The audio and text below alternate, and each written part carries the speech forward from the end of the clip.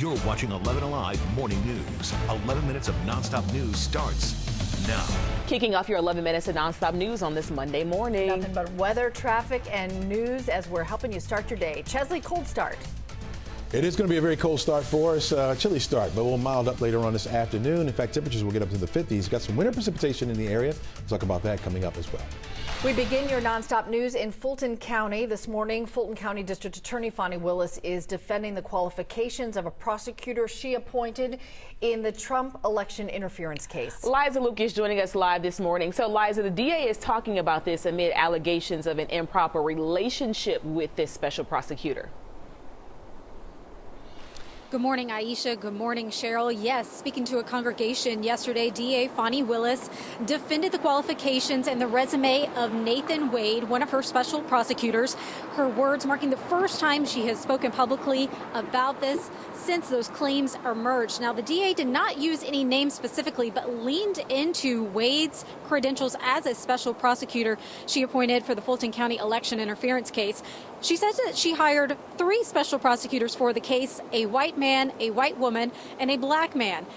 DA Willis says they are paid the same hourly rate, adding no one has questioned the qualifications of the 2 white lawyers. Now, there has been mounting scrutiny over the past week following a motion that alleges an improper relationship between Willis and Wade. We should note that motion does not include direct evidence. The attorneys who filed the brief citing unnamed sources close to both the DA and the special prosecutor. Now, we will continue to follow the latest from court, and we will keep you posted should the judge decide to hold a hearing on that motion. Sending it back to you.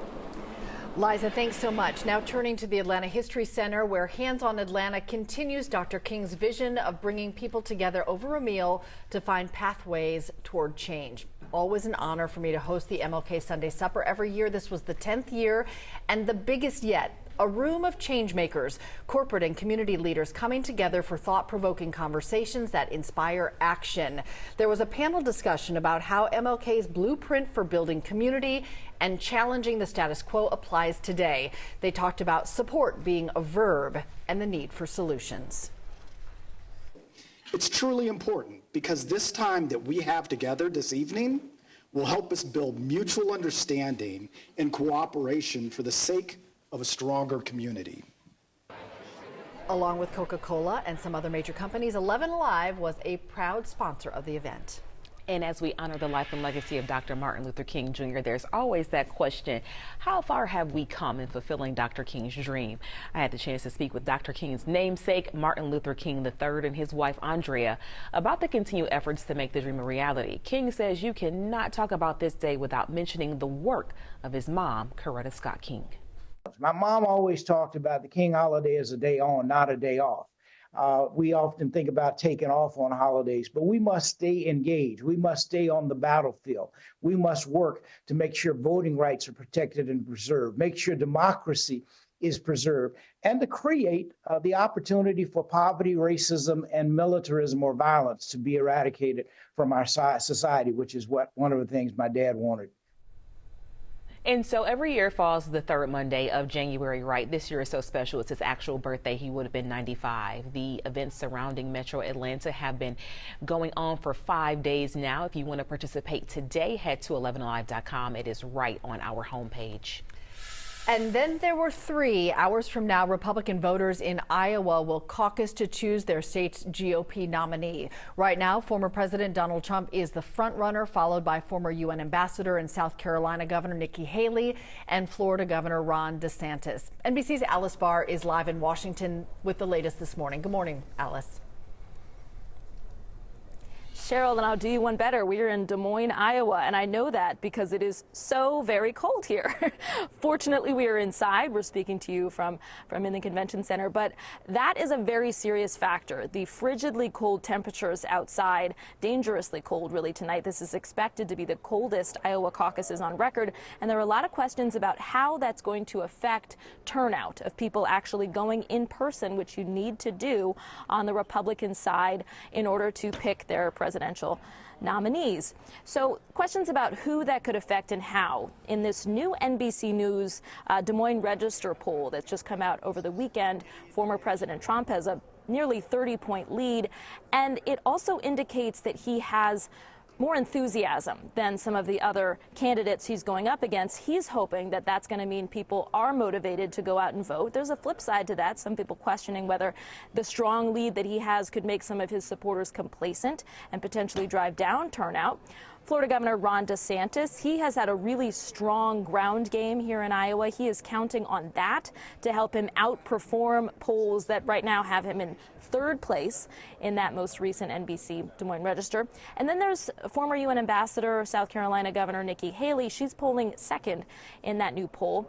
Something that I thought was interesting in there as well, it showed that more than half of Haley backers, they're bucking the GOP mold and saying that they would actually vote for President Biden over former President Trump if he becomes the nominee. And there are some questions about how really strong Nikki Haley's support is and if she's going to be affected by these Arctic cold temperatures tonight as well. And caucusing begins at 7 o'clock. We should know the results hopefully before midnight. Back to you, Cheryl. All right, all starting in just a few minutes there in Iowa. Alice, thanks a lot. That was a look at your top headlines. Chelsea, there is one place I don't want to be compared to in the temperature department, and it's Iowa. No. But we might not be too far off. Let me tell you something. You don't want to be compared to the temperatures in much of the Midwest. Yeah. Arctic air has made its way down to the south. Now it's coming our way as well, and we will feel it. But right now, just a few sprinkles on the outside. That's about it. It's cold enough maybe in the higher elevations to support a little bit of snow, and I think that's where we're going to find it. Dade, Walker County over to Fannin County is where we have a winter storm warning that's now in effect. It will last until 7 a.m. Tuesday. Just south of that, we'll say from Union Towns County south down to Cherokee County over toward Floyd County. You do have Polk and Harrison County included in that as well. That's where we have a winter weather advisory where some mixing could take place. A little bit of snow, a little sleet, a little freezing rain. Could add some slick spots. Not looking at much in the way of accumulations, but some slick spots. That'll be tonight going into tomorrow morning. And so we'll be watching that lasting until 10 a.m. on Tuesday. As far as the snow accumulations go, as you can see, very, very light up here to the north. You got to go up to the border and northward to find the heavier amounts there. But again, most of this in the higher elevations of the North Georgia mountains. There'll be some dustings going on the closer you get toward the metro. So as far as the ice goes, well, you can see it over here to the west as well, where we see a little bit of an icing taking place. Less than a tenth of an inch of icing of accumulation certainly possible, mainly out to the west and up to the north. And again, that'll be later on tonight. Temperature-wise, well, we're looking at highs only in the low 50s. Looking up to 51 degrees for the afternoon high temperature today. We'll be in the 40s at least through noon. So you got your early parades going on. Make sure you wear at least something to cover yourself up. Sweater and then a jacket on top of that may do you fine for your walking. You're looking at, again, the snow up here to the north will make its way to our northernmost counties as well. Stationary boundary right now just to the south of us, but that cold air will evac or push its way into the area. 51 for the high today. Notice that cold air is not far back off to the west, so it will move in. As far as our forecast goes, you can see where some light precipitation will get in here later on tonight in the form of liquid by tomorrow morning. Maybe a little bit of mixing taking place before it gets out of the way, and then that colder air begins to move in. So you're looking at 37 degrees for a high on Tuesday. Wednesday, after a 17-degree start, we'll get up to 38. Back to the 40s by Thursday and Friday, and then over the weekend down to the teens with highs only in the 30s for Saturday. And all the people that like to keep the gas tank, kind of teetering on E with these temperatures, you want to stay on full. This morning it's going to be a little bit easier for you. AAA says the new gas report shows we are still going down. The average price for a regular gallon of gas, $2.95. That's down 10 cents from this same time last year, 2 cents from a month ago. Keep in mind, prices are down overall, even though that state gas tax is back in place.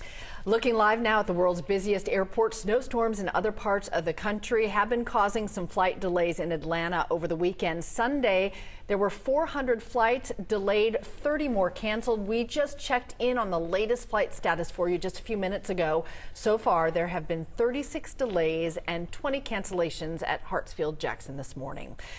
Chesley, we're not dealing with snow. Well, not here. At least in the North Georgia mountains, they'll have some snow up there. We'll have partly sunny skies around here. 46 will be our temperature by noon. On our way to 51 for an afternoon high. Look for a mix of sun and clouds for much of the day. By 6 o'clock, mostly cloudy skies. Temperatures around 48 degrees. We'll get some light precipitation in the form of liquid through the overnight going into tomorrow morning. But again, snow in the higher elevations of the North Georgia mountains. All right, Crouch, keep an eye on that. I asked my mom yesterday. She said the wind chill at home in Michigan was -10. I said, give me one good reason why you still live there. Give me one. What'd she say? I'm still waiting on a response. Let's start looking at real estate in Atlanta for her. Please. There you go. All right, don't forget a full list of Martin Luther King Jr. holidays for you, events and service projects on 11live.com. We hope you have a great day on.